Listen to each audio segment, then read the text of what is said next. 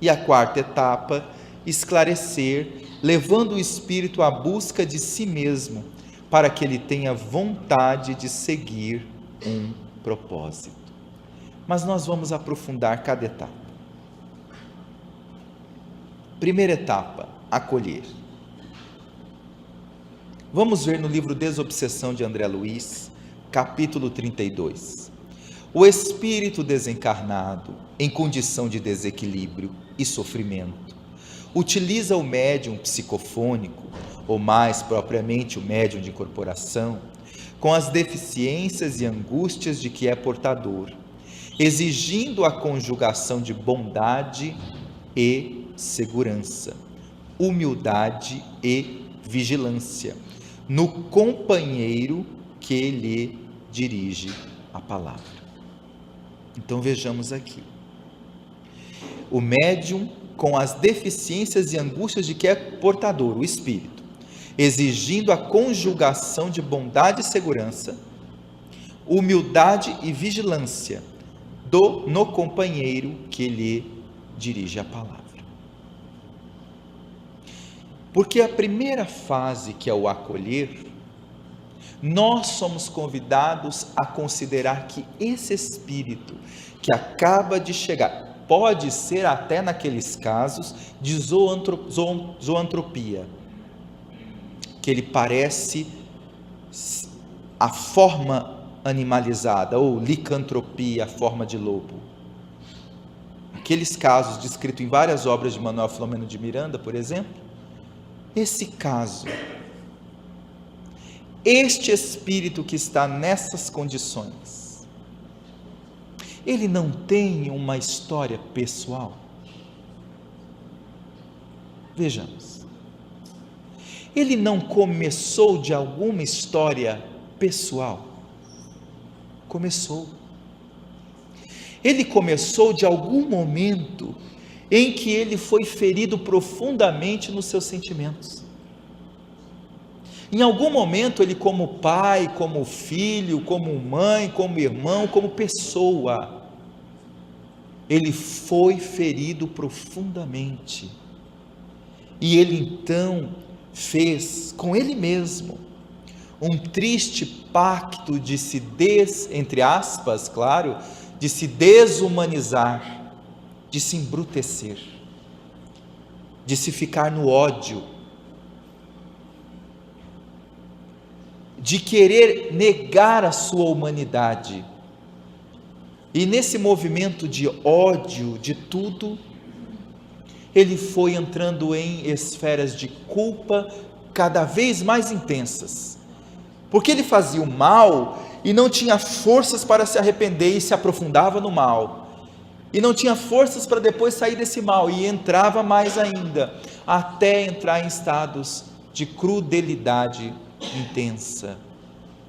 Mas tudo começou quando, por exemplo, e nós tivemos vários desses casos lá, nas experiências da reunião mediúnica, como por exemplo, alguém em nome de Jesus, entre aspas, em nome do poder das religiões do passado, tomou o filho no colo, matou o filho nos seus próprios braços.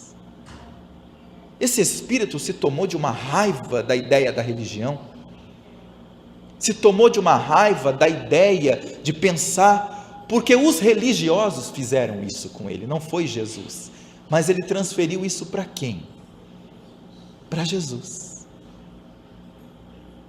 Então nós vejamos que lei maravilhosa é essa, misericordiosa de Deus, que sabe, claro, o Mestre Jesus analisar cada caso, e verifica que aquela história daquele espírito começou com uma história pessoal, e chegou para essa história de inimigo da luz, inimigo do espiritismo, mas não começou do nada. O médium esclarecedor, ele é convidado a ter essa ótica sobre o espírito que chega, vendo com bondade e com vigilância, porque ele sabe que naquele momento ele está lidando com um psiquismo de muito tempo atormentado. E nós sabemos que a força do pensamento, ela é uma força que emite ondas. E quando um espírito chega na reunião mediúnica, ele traz a forma mental e a emissão mental dessas ideias. É por isso, muitas vezes, que numa reunião mediúnica onde as pessoas não estão sintonizadas, não estão bem harmonizadas, o espírito se comunica pelo médium aqui, mas o assistente ou o outro começa a sentir raiva, começa a sentir... É porque este espírito aqui está influenciando ali. No entanto, quando a reunião é harmônica, os médiuns participam de um sentimento que não lhes transmite raiva, mas lhes transmite um sentimento, apesar do fluido ser um fluido intenso, porque é compartilhado também com os outros médiuns. Os médiuns estão em estado de vigilância, eles estão em estado de seriedade e de profundidade naquele trabalho. Eles não ficam magnetizados pelo sentimento que o Espírito traz. Eles estão sentindo a carga, mas o pensamento e o coração estão postos como verdadeiros enfermeiros vigilantes.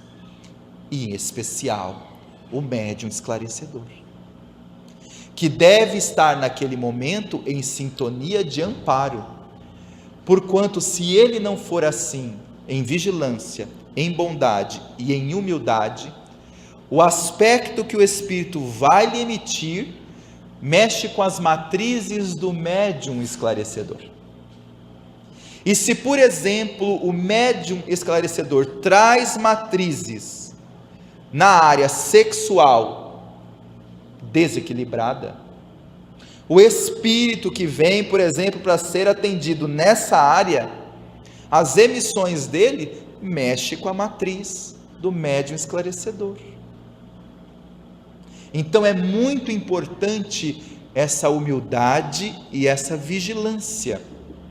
A humildade porque o médium esclarecedor sabe que ele não está ali na condição de quem ensina, ele está ali na condição de quem serve, auxilia e aprende. E esses espíritos que são trazidos, vêm na condição de espíritos com muitas dores pessoais. Muitas dores. Então o acolhimento começa com quem primeiro? Conosco mesmo.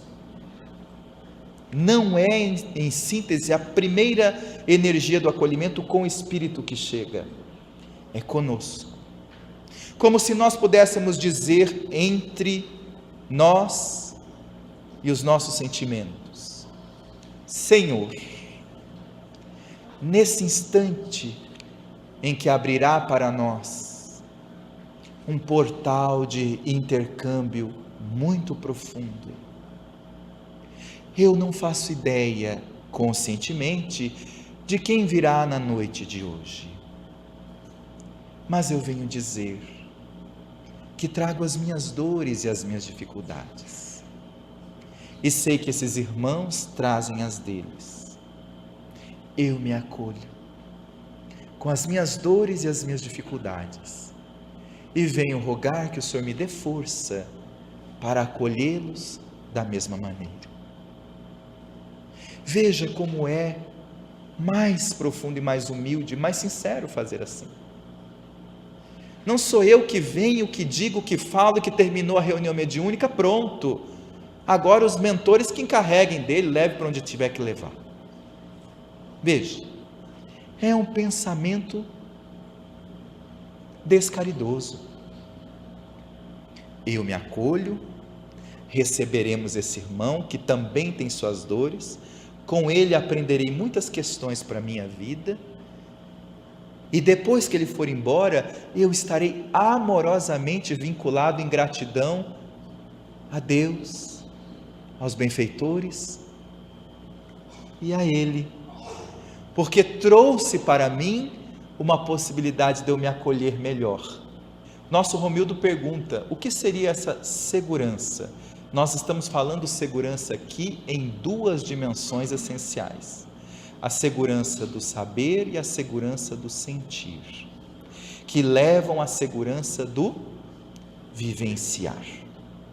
Nós estamos falando da segurança aqui do médium esclarecedor, de todos, da reunião, mas aqui especificamente do médium esclarecedor, que tem buscado fazer os esforços para domar as suas más inclinações. É a segurança do esforço moral.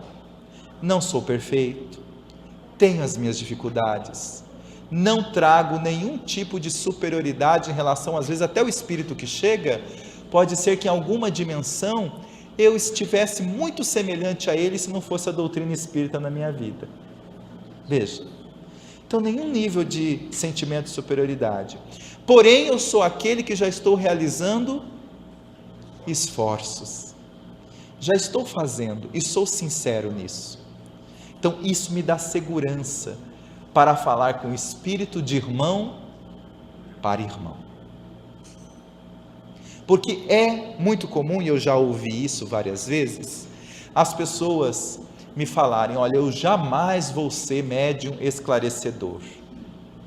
Por quê? Porque eu sei lá, eu tenho medo do espírito falar da minha vida na hora. Eu digo, meu Deus, é um paparazzo o espírito, vai ficar, pode ser que diga alguma coisa mesmo.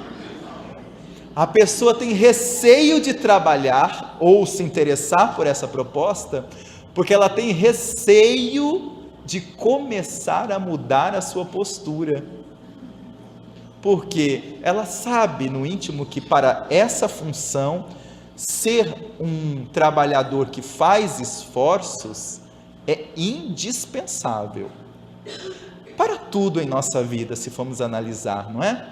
Mas na função específica do médium esclarecedor, dos médiuns em si, dos trabalhadores da mediunidade, a postura de realizar esforços sinceros é inquestionável. É inquestionável.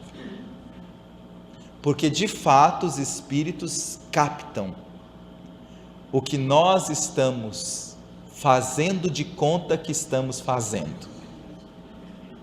Captam. Mas se nós não estamos fazendo de conta, estamos fazendo, qual é o problema? Do que temos medo? Não é? Somos os que estamos nos esforçando. Aí classifica-se o verdadeiro espírito. Natural venhamos a compreender no visitante dessa qualidade um doente, para quem cada frase precisa ser medicamento e bálsamo. Claro que não será possível concordar com todas as exigências que formule. No entanto, não é justo reclamar-lhe entendimento normal de que se acha ainda talvez longe de possuir. Claro, como a nossa função não é doutrinar o espírito, como a nossa função não é fazer o espírito se tornar espírita, a nossa função é auxiliá-lo a se sentir amado por Deus, auxiliá-lo a se sentir amparado pelas forças sublimes do Criador, de que ele tem sim a capacidade de modificar a sua trajetória a partir daquele momento, de que as leis divinas não são punitivas, são amorosas, e por isso mesmo, quanto mais ele atuar a partir da lei de liberdade, que é um direito que ele tem, na escolha feliz que ele faça naquele instante, todas as outras leis lhe chegarão num bailado sublime de amparo e auxílio, para que ele possa intimamente sentir que tem capacidade de tomar novos rumos na sua existência. Então, este sendo o foco do nosso trabalho, não há para nós nenhum nível de exigência de que o Espírito tenha um entendimento do que estamos falando naquele momento, porque é da natureza, às vezes, do hábito mal utilizado na reunião mediúnica, de que quando um Espírito chega para se comunicar, eu devo, porque devo até o final fazer com que ele chore. Se ele não sair dali arrependido e chorado, eu fracassei. Foi um fracasso o atendimento. De maneira alguma. Isso pede de todos nós uma atenção, porque nós não estamos ali naquele momento para concluir o atendimento do Espírito. Nós estamos numa etapa que veio antes, passou pequenininho aqui por nós e vai ainda por um longo tempo além daquela reunião mediúnica, que é apenas uma etapa de muitas etapas de um atendimento de um espírito. Então nós, se trouxermos em nós a ideia de que vamos, num espaço de 5 minutos, 10 minutos, conseguir esclarecer o espírito em todas as suas dimensões, vamos entrar num sentimento de prepotência, de onipotência, inclusive. Nós vamos num foco. O foco é: você é filho de Deus. Você é amado por Deus. Nós estamos aqui para lhe auxiliar a verificar isso. Qualquer questão além disso deve ser realmente entregue aos espíritos superiores. É claro que, da parte nossa, o espírito em determinada situação pode pedir que esclarecemos que ele já está desencarnado, mas isso é claro, é o objetivo ali do processo. Esclarecer que ele estava numa zona de sofrimento, agora ele está aqui sendo amparado numa reunião mediúnica, claro, isso sim, mas não no sentido de convencer. Isso tudo já está dentro do processo de conviver. Então, para que nós possamos auxiliar esse espírito de acolhimento. Entendamos cada espírito sofredor, qual se nos fosse um familiar extremamente querido, e acertaremos com a porta íntima, através da qual lhe falaremos ao coração. Esse sentimento de familiaridade, ele muitas vezes é buscado amorosamente através do médium esclarecedor consciente. Em alguns momentos amoráveis de atendimento, eu me recordo que, extremamente inspirado, nosso querido Lacordaire, em determinado momento que o espírito muito raivoso, naquele momento, mas sem nenhum tipo de perturbação física, porque aí é o médium desequilibrado, aquela coisa de mexer, isso é coisa de médium que precisa primeiramente disciplinar a si mesmo. Mas o espírito bastante intensamente raivoso, e vez que outra, o nosso Lacordaire, sugerindo ao grupo todo para orarmos, ele dizia, e diz ainda em várias vezes: meus irmãos, vamos pensar assim, olha, exatamente assim, literalmente a fala que ele faz. Meus irmãos, vamos pensar assim, se fosse nosso filho, olha, vamos pensar assim, se fosse a nossa mãe, o que nós sentiríamos por esse espírito? Isso ajuda muito o grupo, porque o grupo realmente entra nesse sentimento familiar, entra nesse sentimento de comunhão, e realmente a gente remete, porque nós vamos buscar em quem a referência? Na nossa relação pessoal. Quando ele fala, olha, como se fosse nossa mãe, a gente lembra em quem? Da nossa mãe, do nosso filho. E aí o sentimento de amor que nós temos pelos nossos filhos, pelos nossos familiares, nos ajuda naquele momento a fazer um processo de transferência positiva, vamos dizer assim. processo de canalização naquele espírito que está ali. Pelo que ouça do manifestante, o esclarecedor deduzirá qual sexo a que o espírito comunicante tenha pertencido na precedente existência, para que a conversação elucidativa se efetue na linha psicológica ideal. Também participa da etapa desse acolhimento o tato psicológico de saber como é que foi essa última história do espírito, ou qual é a história que o espírito se identifica mais. Porque nós já presenciamos várias vezes questões de esclarecimento, e aí o médium, o espírito através do médium, falando e tudo mais, e o esclarecedor, então meu irmão e tal, mas não sou irmão, eu sou irmã, eu sou mulher. Ah não, você é um espírito, o espírito não tem sexo, para com isso. Jesus toma conta. Eu sei que o espírito não tem sexo, está lá no livro dos espíritos, todos nós sabemos, mas você quer dizer isso agora, naquele momento, para o espírito, que está com toda a ideoplastia focada da sua última reencarnação, ou outra que ele se fixou, vai entrar num processo agora para explicar isso? Não faz sentido. A Lírio diz às vezes ele nem sabe que desencarnou, acha que ainda está no corpo, se de repente vai dizer que ele é mulher. Se fosse uma pessoa encarnada, você acha que a pessoa receberia isso como? É lógico que o espírito vai receber também assim. Como assim? Eu não estou nem morto, você está dizendo que eu sou mulher? Pensa isso lá na cabeça, na mente, nas crenças e valores do espírito. Então, é um tato psicológico, E aqui André Luiz coloca isso, que começando a ter esse tato psicológico, o espírito pensa então, que é mulher, ele está na última reencarnação, ele foi mulher. Ok, então falemos dentro dessa dimensão com ele. E dentro dessa dimensão nós vamos adentrando no que é mais importante, que é o atendimento moral daquele espírito. O nosso Romildo coloca aqui, que às vezes existe o hábito de confundir na hora da comunicação o direcionamento para quem se fala.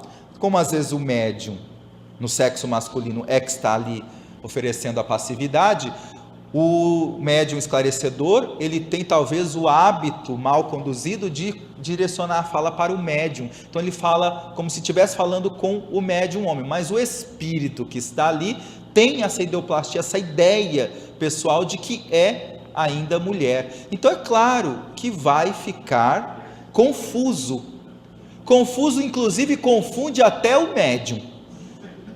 É verdade, porque o médium sabe que o espírito é mulher, ou seja, está na ideoplastia de mulher, porque o médium capta naquele momento. O médium esclarecedor está dizendo que está conversando com o homem. Pode haver uma confusão ali naquele momento, dependendo do estado de insegurança do médium, isso pode atrapalhar. Então o médium esclarecedor precisa ter um tato psicológico para perceber primeiro, vai verificando pelo diálogo ali, e aí vai adentrando essa questão, que não é uma questão que se fixe também, é só para dar uma abertura e um entendimento melhor para que o espírito se expresse. Para o acolhimento é fundamental ver o espírito comunicante como um ser único, com necessidades específicas, devendo-se evitar clichês, usados comumente como se houvesse apenas um tipo de necessidade. Nós já temos falado isso, cada caso é um caso. Então, às vezes, chega um espírito que vem numa situação, vamos voltar à questão, de suicídio. Depois passa algumas semanas, vamos também ter novamente um outro caso de espírito em situação de suicídio. A situação ali é muito semelhante, a situação do suicídio é a mesma, mas as experiências são distintas. Então não dá de forma nenhuma para criar clichês mentais e colocar isso dentro do diálogo. É perceber como que está sendo a nuance da dor. O que está ferindo mesmo o espírito naquela questão? É a culpa do que ele fez? É a culpa do que ele não fez enquanto vida e acabou levando ele ao suicídio? Quais são as matrizes do que está ferindo ele? E a partir dessa capacidade, desse aguçamento psicológico na comunicação, nós vamos poder ajudá-lo, nós vamos poder auxiliar o espírito.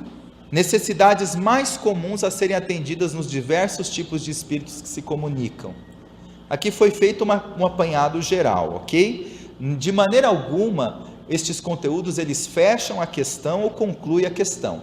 Conteúdos do projeto Espiritizar, em síntese, é muito bom que seja colocado isso, não tem nenhuma finalidade de estar dizendo a última palavra sobre as questões. Mas o projeto Espiritizar está fundamentado em um hábito reflexivo do conteúdo espírita. E através desse hábito reflexivo, nós conseguimos ponderar questões, esquemas, processos, diretrizes que são realmente lógicos e que fazem sentido. Então, quando nós propomos algumas questões aqui, eles são fundamentados dentro dessa visão reflexiva, consciencial e que faz sentido realmente nas nossas vidas. Algumas dessas necessidades, por exemplo, mais comuns: sofredores, espíritos que desconhecem que desencarnaram. Espírito com manifestações no perispírito das doenças com as quais desencarnaram. Também é um perfil que temos visto. Espíritos suicidas, espíritos alcoólatras e toxicômanos, espíritos hebetados.